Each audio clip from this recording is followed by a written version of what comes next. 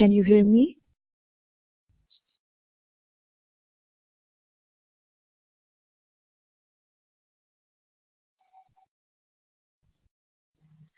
Okay. Assalamu alaikum wa rahmatullahi wa barakatuh. Bismillahir Rahmanir Rahim. So today we will do revision of chapter number 1, 2 and 3 as we have discussed in face-to-face lecture. But before starting our revision session, I want to make an announcement regarding assignment. So you have submitted up to week 5 assignment, okay? Week 6 assignment, don't submit week 6 assignment. It is not included. So week 6 assignment, you need not to do week 6 assignment, but you have to do week 7 assignment, that is 7.2, and it should be submitted by the end of week 9.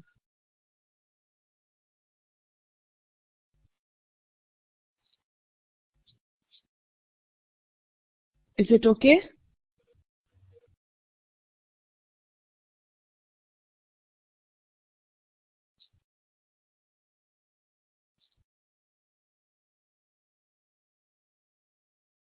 Yes, Miss Amal, I have seen that you have sent that assignment. Only you have sent that assignment. Don't worry, okay? Don't worry if you have sent it, no problem at all. We will consider it later on. But week 6 assignment, those who have not submitted, don't submit it. Don't do that assignment. Rather, you have to do week 7 assignment and it should be submitted by the end of week 9.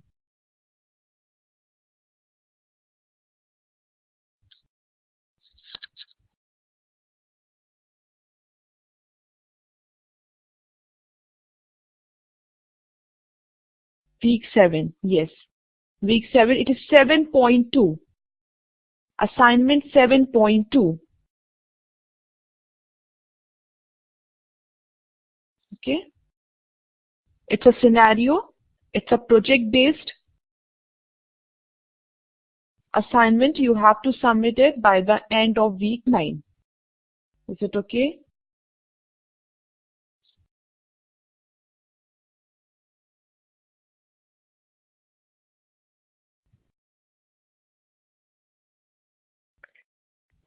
So the first chapter is introduction chapter. So we will see this figure which will show you the data communication system having 5 components. But before discussing these components, first of all, see what we mean by data communication. It is basically the exchange of data between 2 devices via some form of transmission media such as a wire cable. So for data communication to occur, the communicating devices must be part of a communication system which is made up of combination of hardware, that is physical equipment, and software, that is programs. So the effectiveness of a data communication system depends on 4 fundamental characteristics. It is delivery, accuracy, timeliness, and jitter. Now, if you will see this diagram, you will find out that a data communication system has 5 components. The first one is the message. So the message is the information, that is data which is to be communicated. So the popular forms of information include text, numbers, pictures, audio, and video. Next component is sender. The sender is the device that sends the data message. It can be a computer, workstation, telephone handset, video camera. Then we have receiver. The receiver is the device that receives the message. It can be computer, workstation, telephone handset, television. Then we have transmission media. The transmission medium is the physical path by which a message travels from sender to receiver. Examples like we have twisted pair wire, we have coaxial cable, fiber optic cable, and radio waves. And lastly, we have protocol, which is a set of rules that govern data communication. It represents an agreement between the communicating devices. So without a protocol, two devices can be connected, but they cannot communicate.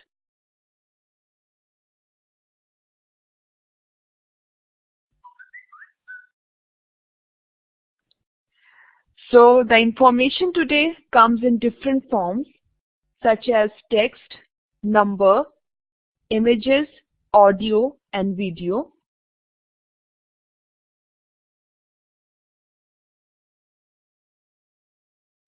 So when we say text, in data communication, text is represented as a bit pattern or a sequence of bits, that is zeros or ones. When we say numbers, numbers are also represented by bit patterns. However, the codes such as ASCII, American Standard Code for Information Interchange, is not used to represent numbers. The number is directly converted to binary number to simplify mathematical operations. Then we have images, which are also represented by bit patterns. In its simplest form, an image is composed of a matrix of pixels. Pixels means picture element, where each pixel is a small dot. The size of the pixel depends on the resolution. For example, if we say that an image can be divided into 1000 pixels, so in the second case, there is a better representation of the image. That means better resolution, but more memory is needed to store that image.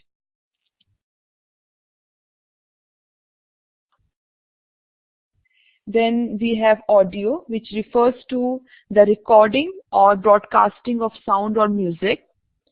Audio is by nature different from text, numbers, and images. It is continuous, it is not discrete.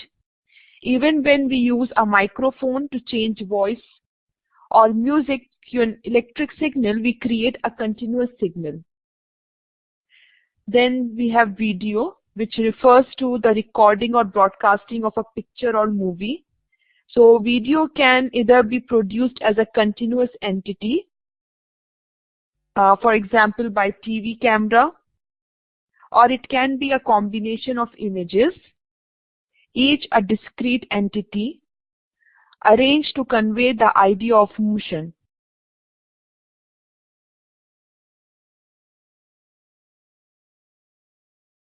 There is no deletion. Yes, it is a continuous entity. It can be a combination of discrete entity also. Discrete entity means images. So either it will be a continuous entity, example by TV camera we can take it, or it will be a combination of images which are represented one after another. So we create a storyboard. Okay, and that storyboard is nothing but it is a combination of images.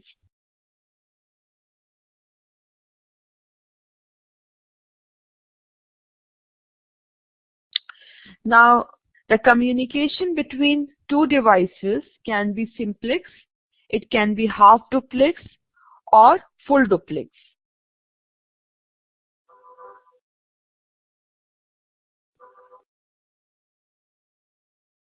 So if we say simplex, in simplex mode, the communication is unidirectional. That means the information can be sent only in one direction. In half duplex mode, each station can both transmit and receive, but not at the same time. When one device is sending, the other can only receive, and vice versa. And in full duplex mode, both stations, yes, which difference you want me to repeat?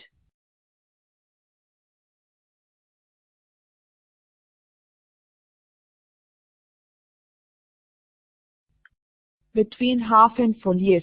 In full duplex mode, each station can transmit and receive, but not at the same time. When one device is sending, the other can only receive, and vice versa. But in case of full duplex mode, both stations can transmit and receive simultaneously. Is it clear?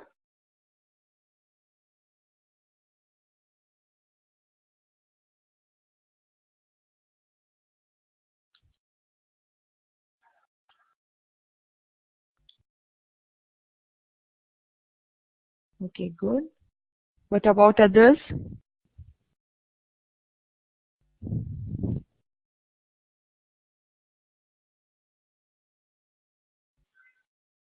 Clear. Okay. So next, what we have network criteria. So you know that a network is the interconnection of a set of devices which are capable of communication. So a network must be able to meet a certain number of criteria, and the most important of them are performance, reliability, and security. So when we say performance, what does it mean? Performance can be measured in many ways, including transit time and response time. So transit time is the amount of time which is required for a message to travel from one device to another. And response time is the elapsed time between an inquiry and a response. So the performance of a network depends on the number of factors, including the number of users, the type of transmission medium, the capabilities of the connected hardware, and the efficiency of the software. Now, reliability, in addition to accuracy of delivery, the network reliability is measured by the frequency of failure. That means the time it takes to recover from a failure and the network's robustness. Now, security. Network security issues include protecting data from unauthorized access and therefore protecting the data from damage and implementing policies and procedures for recovery and data losses.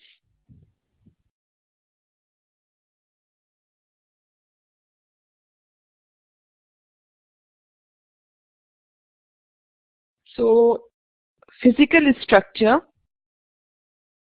that means a network is two or more devices connected through links. So a link is a communication pathway that transfers the data from one device to another. So we have point-to-point and multi-point network.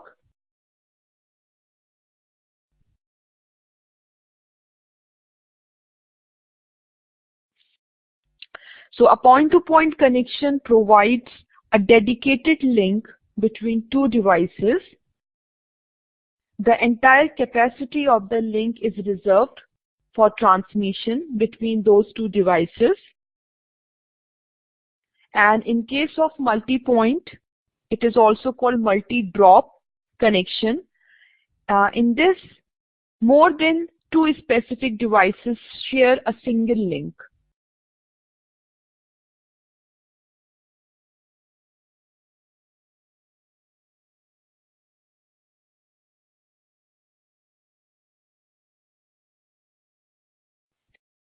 Now we have some topologies. Before discussing them, let's discuss what do we mean by topology. So topology means the way in which a network is laid out physically. Two or more devices connect to a link. Two or more links form a topology. So the topology of a network is the geometric representation of the relationship of all the links and linking devices. So these devices are called nodes. So basically we have four basic topologies. We have mesh, star, bus, and ring. So you can see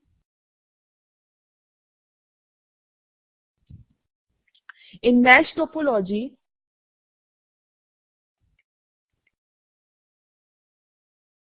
every device has a dedicated point-to-point link to every other device.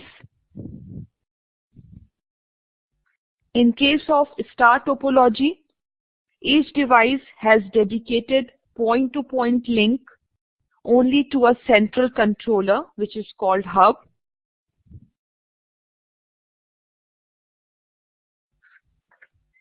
In case of bus topology,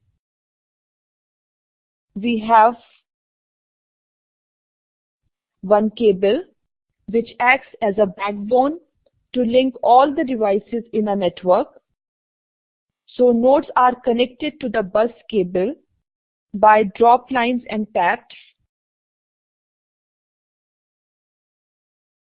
The advantage of this topology is it is easy to install,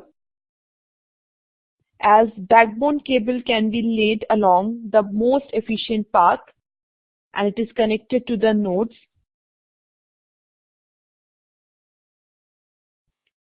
Then we have ring topology, in which each device has a dedicated point-to-point connection. A signal is passed along the ring in one direction from device to device until it reaches its destination. And each device in the ring incorporates a repeater. When a device receives a signal, its repeater regenerates the bits and it passes that data.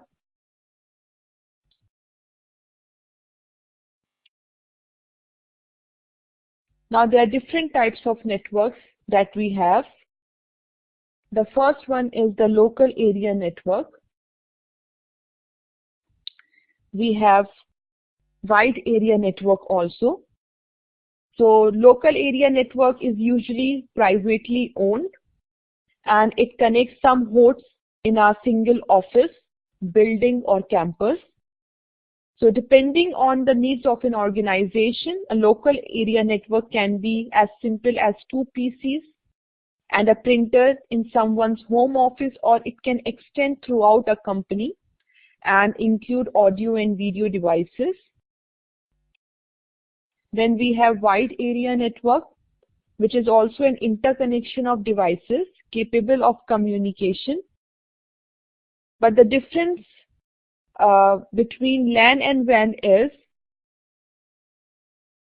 a WAN is created and it is run by communication companies and leased by an organization that uses it.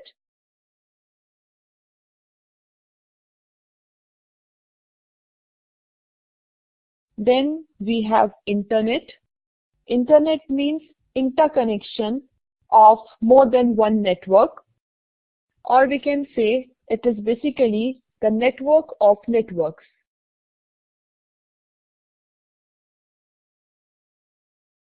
So if we want to access the Internet, we need the services of ISP, that is Internet Service Provider.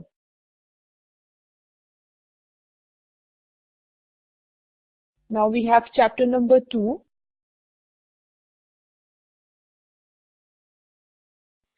I prefer to go direct to new mark exercise. Which exercise?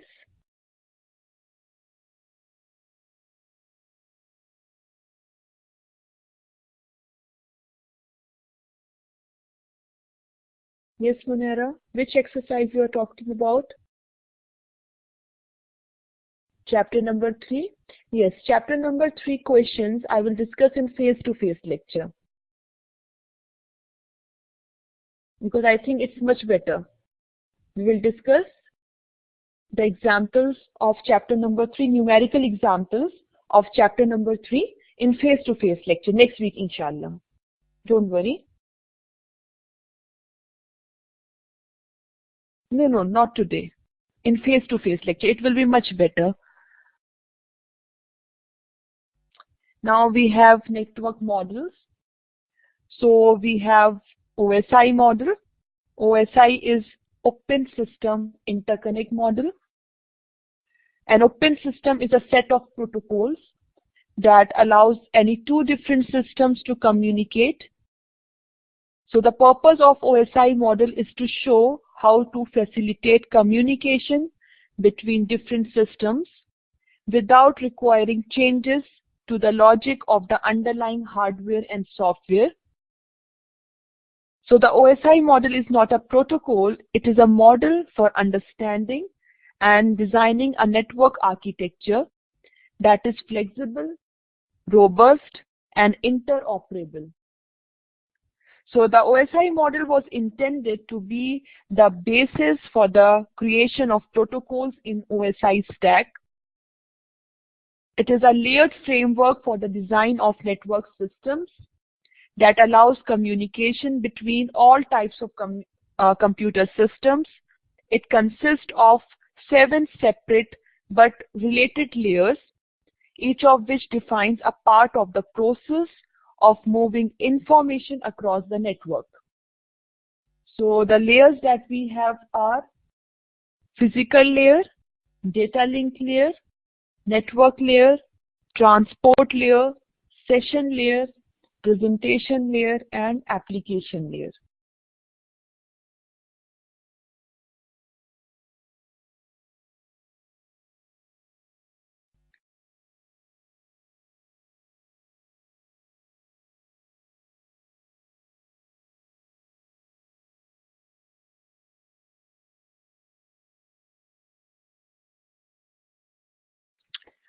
Now what we have next, we have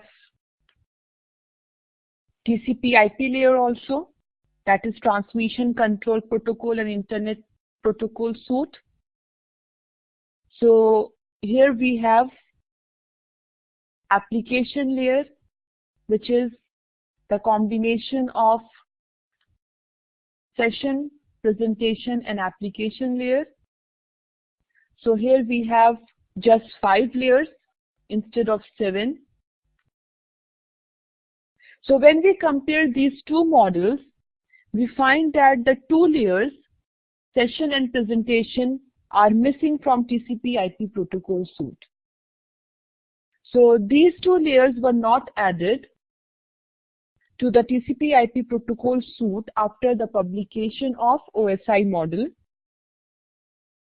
Now the reason for this was, firstly, the TCP/IP has more than one transport layer protocol.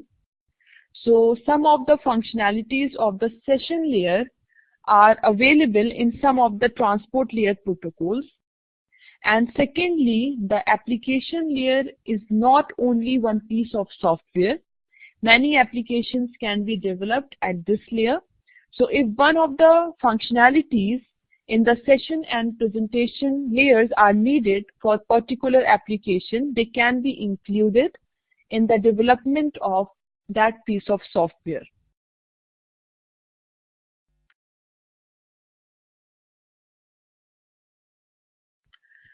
So the OSI model appeared after TCP/IP protocol suite.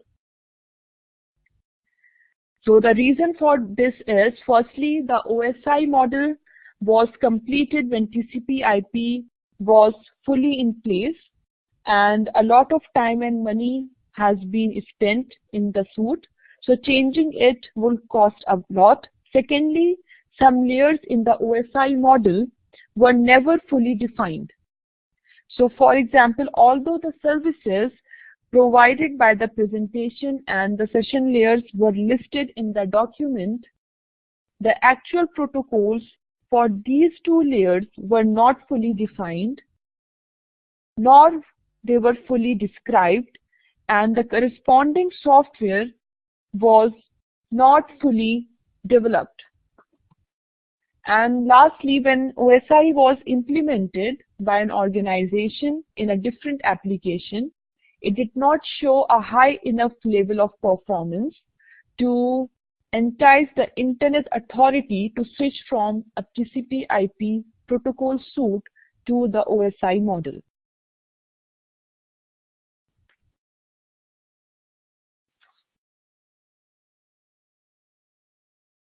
Now let's discuss the functionality of physical layer.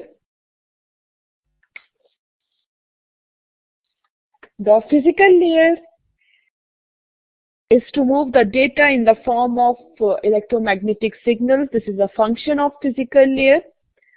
So it enables to move the data in the form of electrical signals across a transmission medium.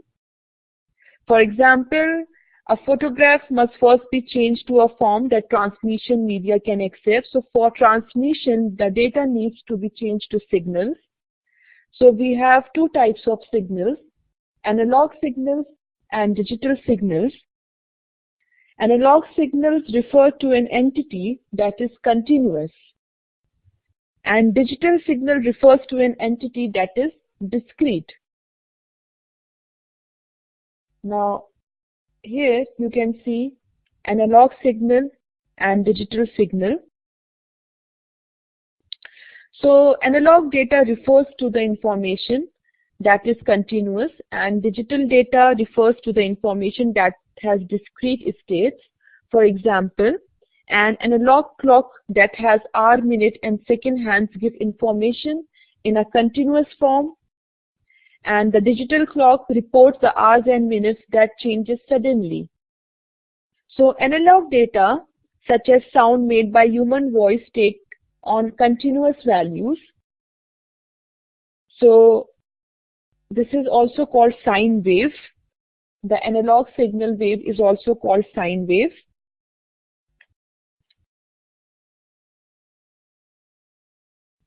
Now we have some transmission impairment.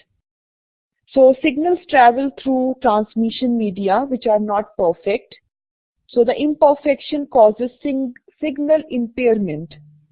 This means that the signal at the beginning of the medium is not the same as the signal at the end of the medium.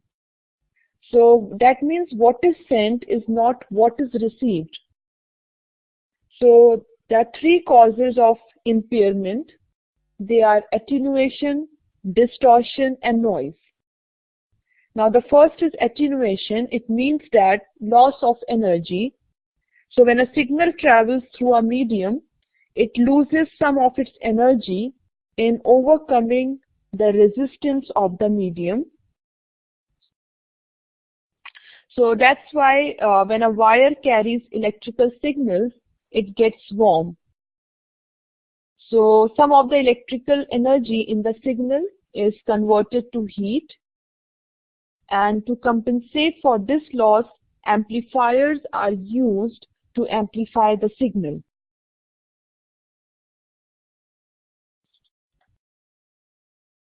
Now next we have another transmission impairment, that is distortion.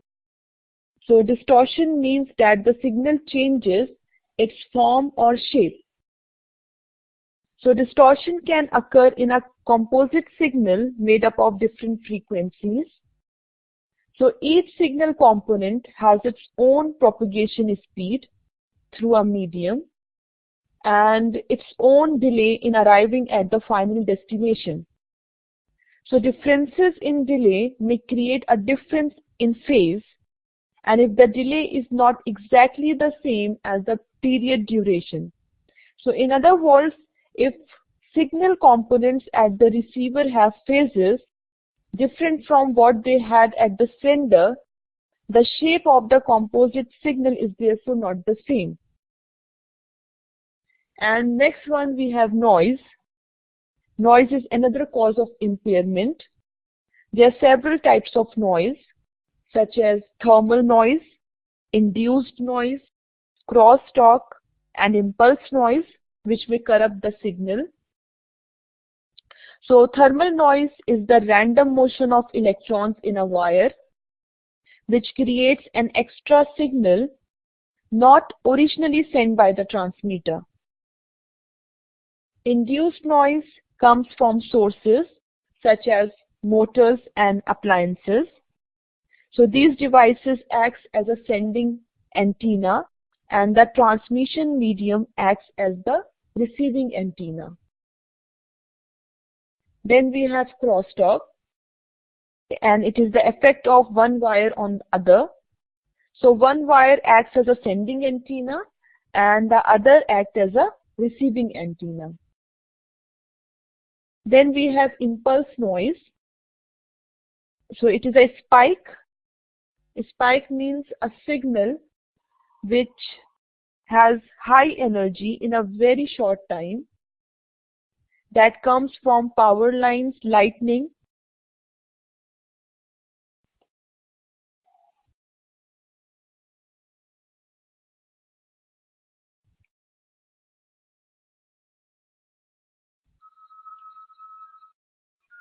Now next is performance. So up to now we have discussed the tools of transmitting data over a network. Now how the performance is measured. The first characteristic is bandwidth. So this is the first characteristic that measures the network performance. This term can be used in two different contexts with two different measuring values. The first one is bandwidth in hertz and second is bandwidth in bits per second. Now bandwidth in hertz is the range of frequencies which is contained in a composite signal or the range of frequencies a channel can pass. So for example, we can say the bandwidth of a subscriber telephone line is 4 kilohertz. Then we have bandwidth in bits per second. So the term bandwidth can also refer to the number of bits per second that a channel, a link, or even a network can transmit. For example, one can say that the bandwidth of a fast Ethernet network or the links in this network is maximum of 10 megabits per second. This means that this network can send 10 megabits per second, or if we say the bandwidth is 100 megabits per second, that means that the network can send 100 megabits per second.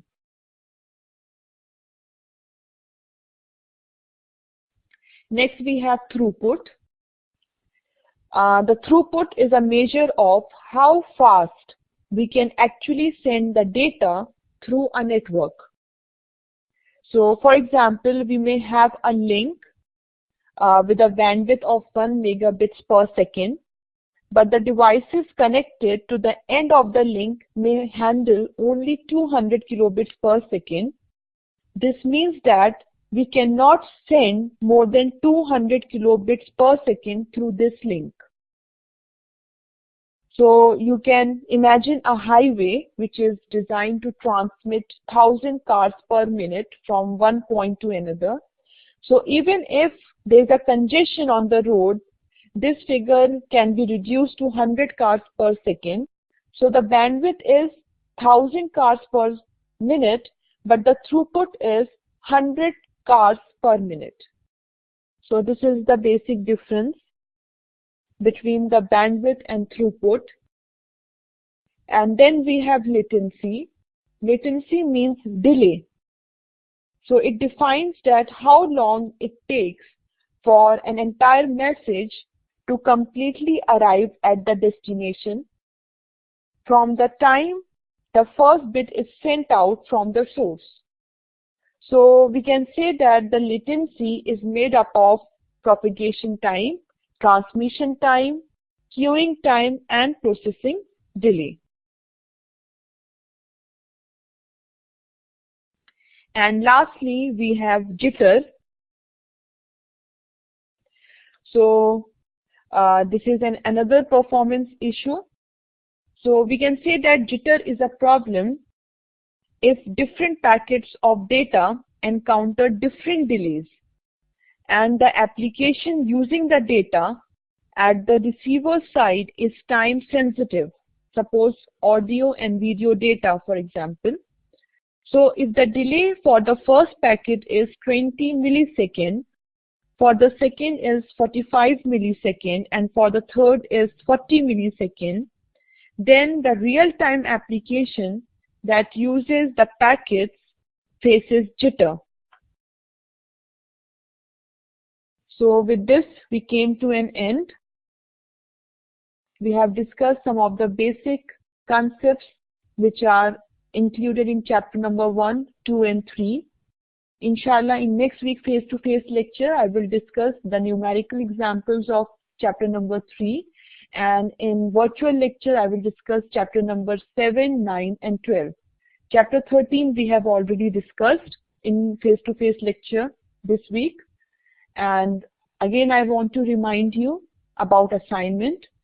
Your week 6 assignment is eliminated. Don't submit week 6 assignment, but you have to submit week 7 assignment, that is 7.2. Assignment 7.2 you have to submit by the end of week 9.